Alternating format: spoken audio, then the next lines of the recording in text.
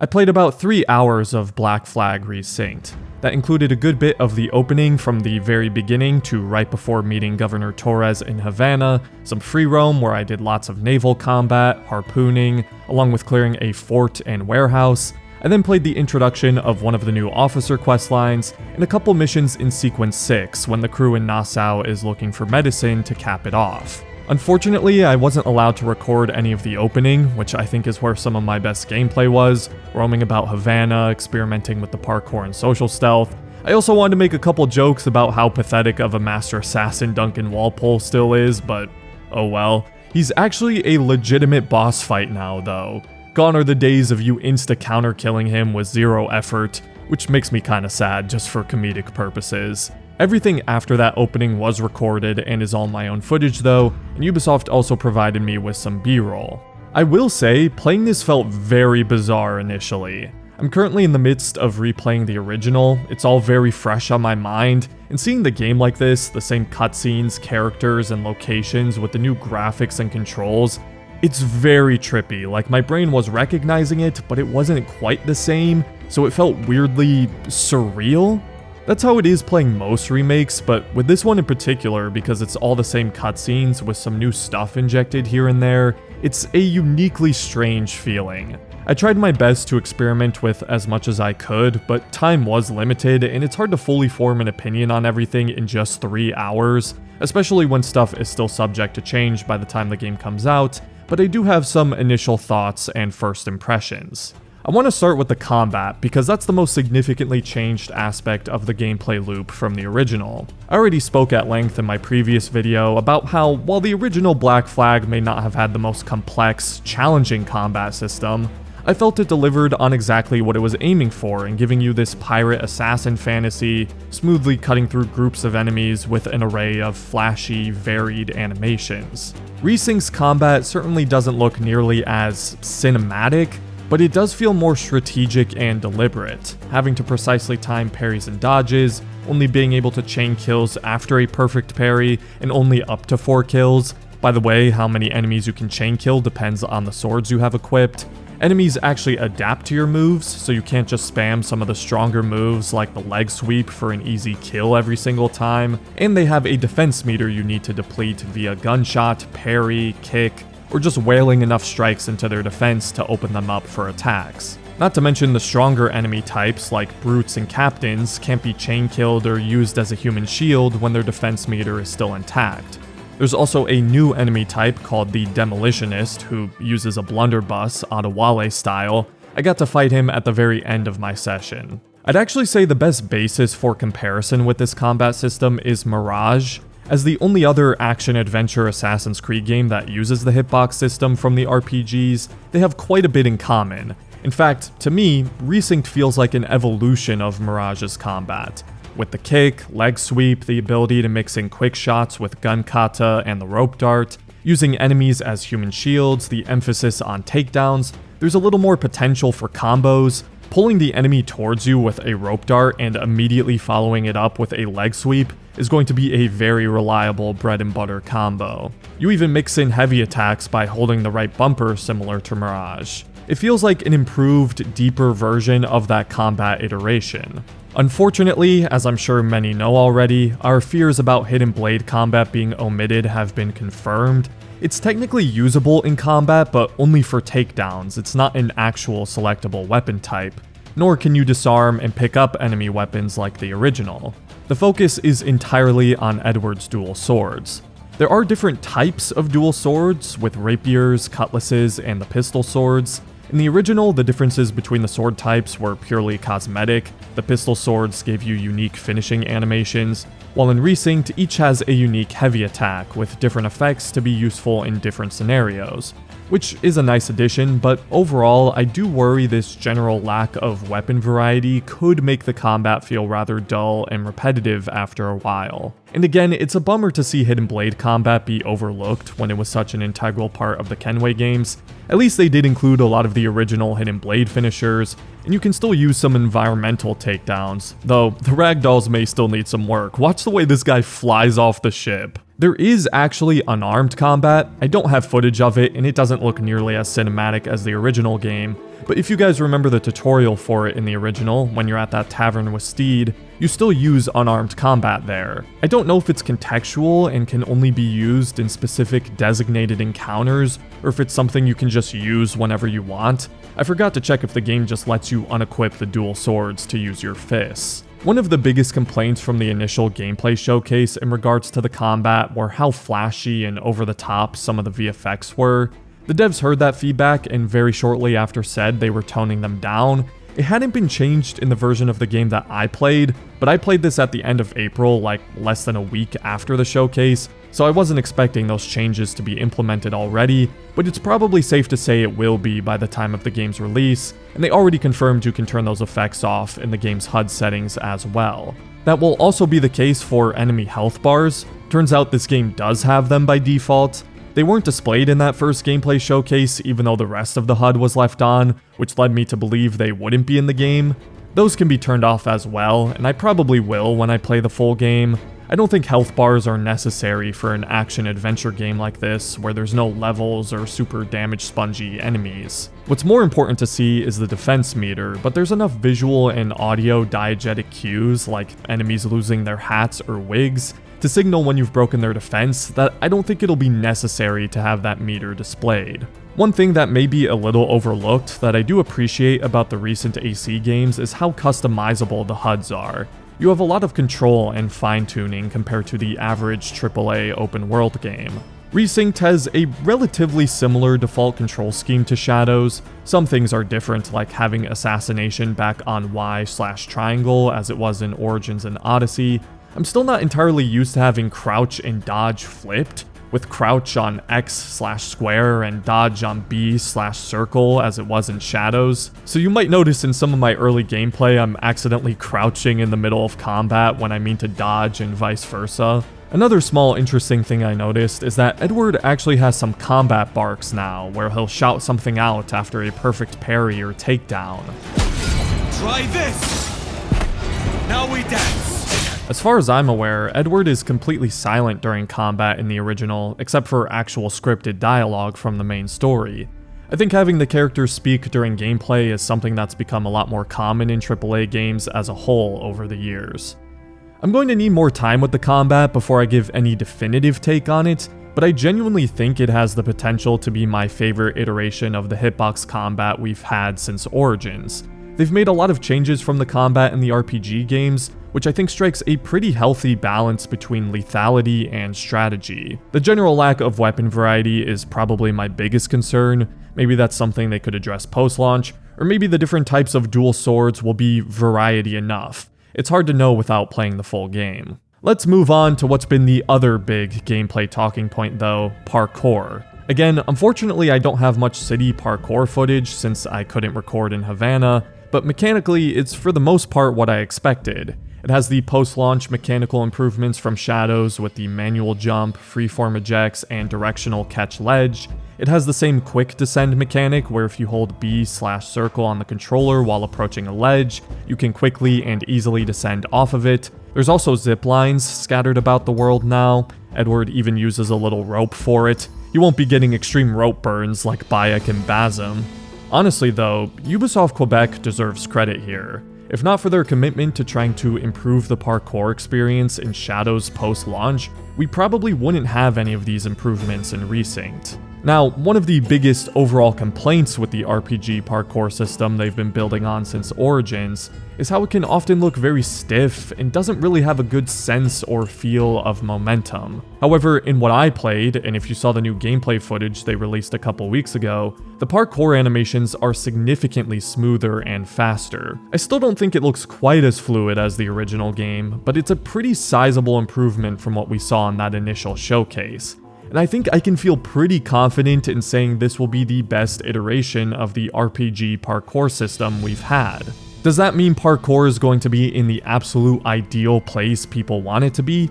No. While parkour has made a lot of progress in the last few years, I wasn't really expecting Resynced and Ubisoft Singapore, the studio primarily known for creating the Naval tech for the franchise, to be the game and studio to completely rebuild parkour from scratch and bring us back to the glory days. With Black Flag, a game that wasn't too parkour focused to begin with, that's not as big a deal, but if they ever were to remake AC-1 or any of the Ezio trilogy, which signs point to that being highly likely, this current parkour system obviously won't cut it. If you're going to touch those classic games, you have to get parkour right, otherwise what's the point? There will be anarchy if they screw that up, and maybe that's another reason why Black Flag is a safer game to remake first. Shadows' post-launch parkour improvements aside, by far the pillar of gameplay that receives the most benefit from sharing DNA with Shadows is stealth. First things first though, we got a manual hood toggle. Huge win. The original game would automatically take the hood on or off whenever you entered or left a restricted area, which was kind of annoying.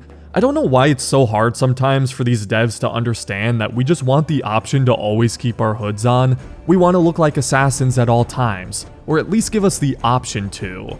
Why has this been a never-ending battle in the franchise? There's a reason Hood Always On is the most popular mod for Syndicate, and I'll never forget how the community had to beg Ubisoft Montreal for like 2 years to add it in Valhalla, when it was literally already a feature they had in Origins. We should have a manual hood toggle in every Assassin's Creed game going forward for the rest of time. All you have to do in Resynced is hold up on the D-pad to take the hood on and off in real time. I like how it also slides off whenever you go into water. Such a small thing to have, but unironically huge for so many people, myself included. While we're on the subject, they've also confirmed that all the original outfits will be in the game, including some new ones.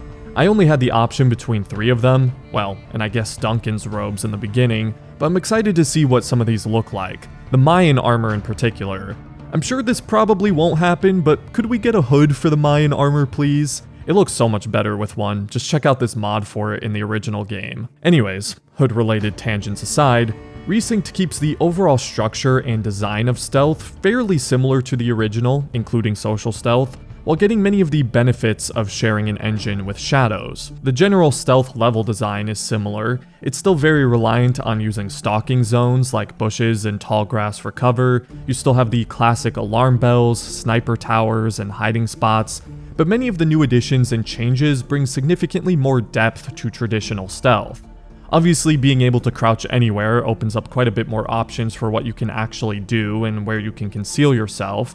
The observe mechanic from Shadows for spotting enemies is back, not at all surprising with the removal of the minimap. Eagle Vision even has the old sound effect. This game actually reuses a lot of the original game's sound effects in the menus or map screen, which I really like.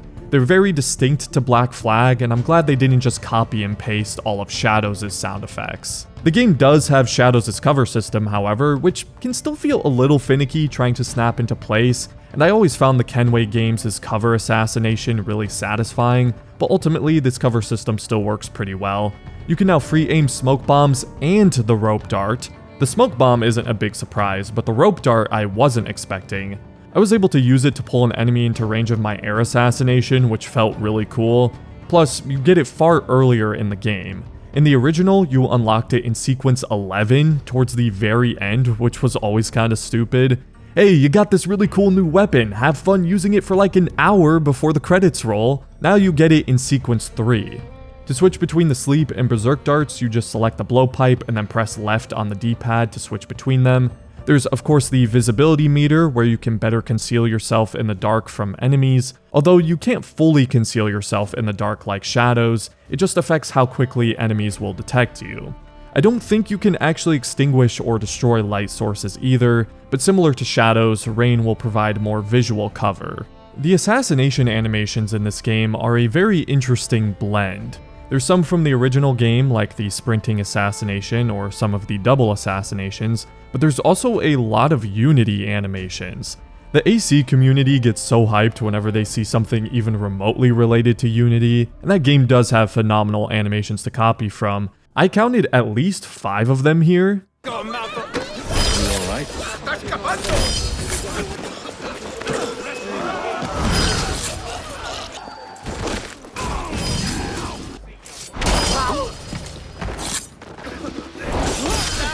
Unfortunately, you can't do assassinations with the dual swords like the original, or any of the other weapons you could pick up, obviously. That's not a deal breaker or anything, but those animations did bring some more variety and flair.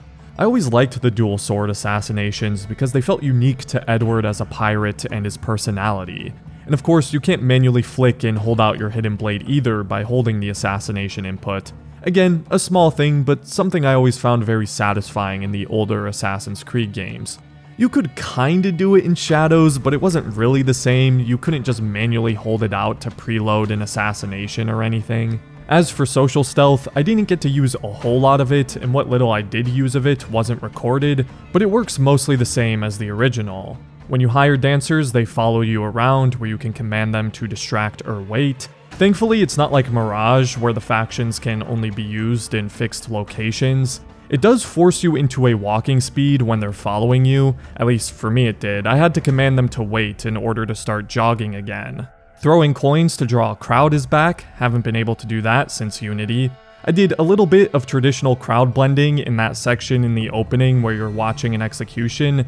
Again though, because default movement with the left stick, or WASD, isn't a walk like the original, it's a little more finicky and janky trying to smoothly blend with a crowd. Oh, and you can even do a bit of social stealth, technically, underwater now by blending with schools of fish to hide from sharks.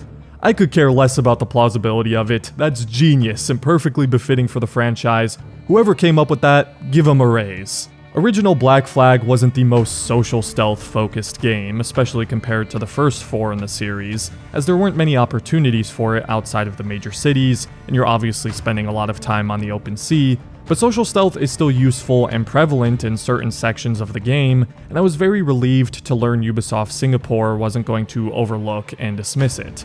Hopefully we're not going to keep doing this back and forth game where it's back, then it's gone, it's back, then it's gone.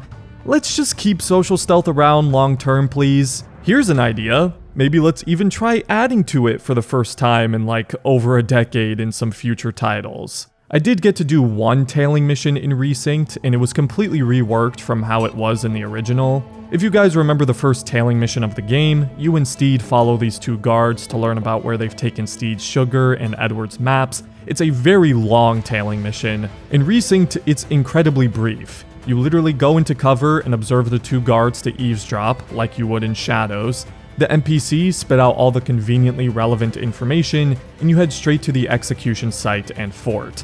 I don't think every tailing mission is going to be reworked to be that quick, but this is certainly a change I think a lot of people will be happy with. They're keeping the core mission structure of the game, but quickening the pace and removing some of the frustration and friction people felt from those tailing missions. Additionally, there's a lot of time spent walking and talking with friendly NPCs in Black Flag, where you can now use the auto-follow mechanic from Shadows as well. Out of everything gameplay-wise, Naval feels most like the original game. In fact, it feels almost exactly the same. Like I said, I'm in the midst of replaying Black Flag, so going into Resynced was a very smooth transition when it came to Naval gameplay. I felt like I was picking up right where I left off. The controls are almost exactly the same, a couple things are moved around, like the spyglass being moved to clicking in the right stick, and the swivel gun to the right bumper. The swivel is also a manual aim now, not automatic, though there's still some heavy aim assist, but apart from that, it handles and plays near identically. Boarding is practically the same too. You can still use the swivel to thin enemy ranks or clear them completely without even having to actually board, although instead of having a specific objective like kill this many enemies, instead you have to deplete their morale, and secondary objectives such as cutting down the enemy ship's flag are optional but will lower that morale further. You still have the option to repair the Jackdaw and lower the wanted level after a successful board, but I did come across a new option of looting the captain's lockbox. Oh, and looting random crewmates and crates of resources in the sea is the same as well. Mainly, the biggest difference with naval combat is the added firepower options. Each weapon on the Jackdaw has a secondary fire mode now. The broadside cannons were the only ones in the original with a secondary fire in the heavy shot, which was excellent at close range, but you couldn't actually aim it. That's still in the game, but you now also have an aimable heated shot made by Adewale in Sequence 3. For the rear, you've got new shrapnel barrels to complement the fire barrels. They're better for dealing damage to ramming enemy ships. At the bow, you have the double shot to go along with chain shot, and the only one that wasn't unlocked in my gameplay was Dead Man's Cohort, the secondary fire mode for the mortar. It's really seamless to switch between the modes on the fly, and the aiming arc changes based on which one you're using. Whenever you select the secondary fire mode, you'll see these jagged lines on the aiming arc, so you can easily tell which fire mode you have equipped without having to constantly glance down at the HUD.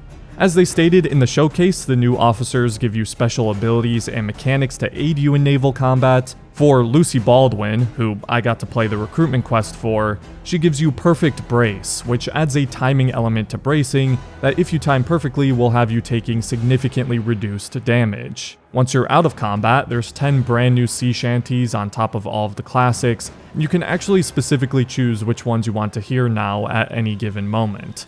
So again, Naval literally plays almost exactly the same, but there's just more depth to basically everything. It's about as straightforward of an improvement from the original as you can get. Ubisoft Singapore has taken a similar approach with the open world. They've stated multiple times that Resynced's open world is the same size as the original, with all the original side content, but more dense with locations, world moments, and new side quests. And I could already tell this was the case from the little slice of free roaming I got to do. There's a new warehouse in Havana. I stumbled upon this new brief little side quest about a woman, I think looking for her husband, I can't remember exactly, and a new island of ruins with multiple treasures to loot. There's a lot of very empty, tiny little islands in Black Flag that typically only had a chest, animus fragment, or sometimes both. And while there are still some of those more barren islands in Resynced, others clearly have been fleshed out more, or like in this case, there's entire new ones. Since the minimap is gone, you now find loot through the observe mechanic like shadows. Little side note, but I like that they kept Edward's looting animations. They fit his kinda carefree, brash personality very well. They feel distinct to him. Oh, and on this island is also where I discovered the best change in the game. You can now feed the sea turtles. All the original side content types are there: Mayan stelas, bottled letters, buried treasure, taverns, assassination and naval contracts, forts to clear, although those work a little bit differently. Like boarding, once you've destroyed the fort's defenses, you clear it on foot by lowering the enemy's morale. While in the original, you were often given a couple special targets to kill before the rest of the fort's forces surrendered. Fort captains actually fight back now as well, they don't just let you kill them. Changes I don't mind, because in the original you could ignore a vast majority of the enemies and only kill the designated targets. This way there's reason for more combat, but I do have a bone to pick here. Why can't I execute the surrendering enemies like the original Singapore? I'm sorry, am I supposed to be merciful? I'm a pirate, I'll kill whoever I please, thank you very much. The warehouses have a little bit more going on. The one I cleared in Matanzas had this tiny side story to it, told through notes and ambient dialogue about how the plantation owner was feeding his disobedient guards to the crocodiles. The guard who had the key to the warehouse happened to be one of them, so in order to find the key, I had to find where the crocodiles were first. In the original, you just use eagle vision to find which guard in the area has the key and steal it off them for every warehouse. Watching my footage of clearing this exact warehouse side by side in both games really highlighted the extent of the visual improvements for me. The detail on the structures and density of the vegetation in Resynced is what really stuck out. I also noticed Resynced had more NPCs around the plantation, and you can actually enter the interior of this manor on the hill, where that's not possible in the original. Plus, you can already see some of the small benefits of having the ability to dive anywhere, as there's now a chest at the bottom of the lake in the back you can dive down to loot. I'm not sure if all the warehouses are going to be more fleshed out to this extent, or maybe some will be more so than others, but it certainly makes them a little more interesting and unique from each other. While I do enjoy looting warehouses in the original, they all consist of doing basically the same thing. It gets fairly repetitive after a while, so it's nice to have a small twist or side story to make them feel a smidge more distinct from one another. Harpooning is pretty much exactly the same with a slight change. You now hold the fire input to narrow the crosshair instead of holding aim like the original. That change doesn't really make any difference, but hey, I'm just pointing out the little stuff I noticed. And though I didn't get to try them out, the tavern mini-games, Templar hunts, and legendary ships are confirmed to be returning as well. Then of course, there's going to be quite a bit of new substantial side content, like the officer quest lines. I played the introduction of Lucy Baldwin's questline, which was about like 20 minutes, but they said her questline would be near 90 in total. I assume it'll be the same for the other new officers, so that's quite a bit of new stuff to do already. The introduction of the quest itself was solid, nothing crazy, just learning a little about the backstory and motivations of this new character, and Edward giving his pitch as to why she should join him on the Jackdaw. The cutscenes for this questline aren't mocapped. It's a side quest, so it's not a big deal to me. I just hope all the new main story cutscenes will be fully mocapped. We know at least some of them will be, thanks to that behind the scenes footage, but how much of it remains to be seen. What I'm personally most interested in seeing of the new side quests are the ones that are meant to expand on the world and some of the pre-existing characters from the main story, like Steed and Blackbeard, hopefully a little more with Anne Bonny and Mary Read. Black Flag has such a strong ensemble of characters that I'd really like to see more of, and with their own side quests focusing specifically on each of them, there's a lot of potential to expand on them further. For example, with Steed, I'd like to see a little bit more about why he decided to turn to piracy, the life he was leaving behind, and if possible, his actual death, which happens off-screen in the original game. Adding to each character would probably make that ending scene where Edward remembers all of them an even more powerful emotional gut punch. I didn't get to try any of those quests, but those are definitely the ones I'm most looking forward to playing when the game releases. However, we're not just getting new story content in the side quests, but in the actual main narrative too. Way more than I was expecting, to be honest. They're adding this entire late game chapter with 8 new missions and characters. That's pretty substantial. I do worry inserting a whole new chapter near the end of the game could mess with the overall flow and pacing of the original story. Hopefully it doesn't end up feeling out of place and actually contributes to the main narrative, rather than being mere filler added for the sake of having new stuff in a remake. Like, will it be so seamlessly integrated that someone who didn't play Black Flag before wouldn't be able to tell that it was just added and wasn't in the original game?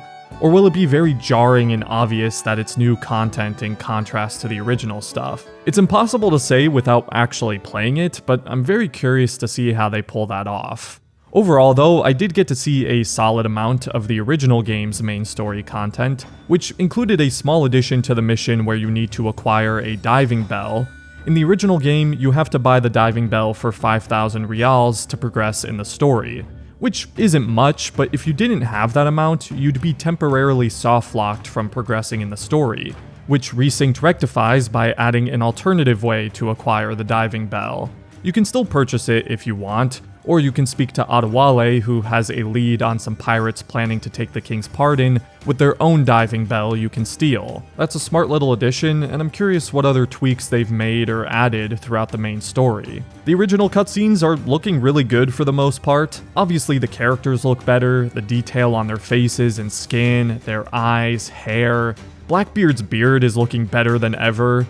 A lot of the cutscenes, like the other recent games, use real-time weather and lighting. So whatever weather or time of day you had before entering the cutscene will carry over into it. Whereas in the original game, the weather and time of day are always scripted to best fit the mood and tone of the scene. So it does concern me that some of the cutscenes may lose their atmosphere or artistic direction, like we saw with that Adewale scene they showed, where in the original you could see the storm Edward and Ade just escaped in the backdrop. Though sometimes this may conveniently result in a positive change. Since a storm popped up while I was fighting the Mana War with Blackbeard's Queen Anne's Revenge, the ensuing cutscene was in pouring rain and lightning, which looked really cool and fitting, especially compared to the original version in broad daylight. Cutscenes aside though, there were a couple examples in my short time with the game where I felt the atmosphere wasn't really matching the tone of the situation. For example, when walking around with Blackbeard and Hornigold as they're debating how to solve Nassau's current problems, the lighting and atmosphere in the original is very drab and grungy. Nassau is diseased, people are sick, they're short on supplies, you have some leaving and taking the king's pardon. That's represented in the visuals. In Resynced, it looks a little too bright and saturated to me. It's missing some of that grimy atmosphere. Then later on, when you're searching for Blackbeard, who Hornigold has told you opened fire on a British man-o'-war, in the original it's very ominous. You have this thick fog enveloping the sea, obscuring your sightlines. as you slowly uncover ship wreckages the closer you get to his last known location. You don't know what's lying in wait for you beyond the fog. In Resynced, this section for me was completely clear. It diffuses a lot of the tension of the situation. These are just 2 examples from the 3 hours I played, but I think intentional details like this from the original matter. They create a feeling that, at least at the moment, I think is diminished in Resynced. Hopefully that's something Ubisoft Singapore can look into rectifying. I didn't get to see any of the new Animus riffs with Edward that's supposed to be replacing the original modern day, but I did see what the opening was like with the modern day removed. When you set sail for Havana with Steed, the game fades to black, then fades right back in for that title card as you're arriving in Havana. If you've played the original game a lot, it might feel a little bizarre since you're so used to being pulled out of the Animus after some of these story moments, but it certainly lends Edward's story some snappier pacing, not having to be halted for the modern day stuff. I suspect a lot of people, especially those who never cared for modern day in their pirate game to begin with, will rejoice at this change. I've started to come around to it as well, simply because, like I said in my last video, it wouldn't make a lot of sense to remake that modern day story when it's only one part of the Juno storyline that they would have no intention of remaking in full. And nor should they, honestly. Again, I'm just more frustrated with the lack of modern day in the franchise as a whole recently. I don't have very high expectations for these riffs. I would think they're going to be very brief and similar looking to the ones in Shadows. If they can add a little bit to Edward's character with these what-if scenarios, that would be cool, but ultimately, I'm not expecting too much out of them. All that being said though, while I do have my small qualms and worries, I came away with an overall positive experience in my limited time with the game. There are some things I don't think I'll have the answer to until I play the full game, but we won't have to wait too much longer. We're only like a month and a half from release, which is kind of crazy. I wish games would hold off on their reveals closer to their release date like this more often. It's nice not having to wait like 6 months to a year being drip-fed little snippets of gameplay. Anyways, let me know what you guys think so far, and as always, if you enjoyed the video, I hope you consider leaving a like and subscribing to the channel if you're new. Have a great rest of your day, Assassins.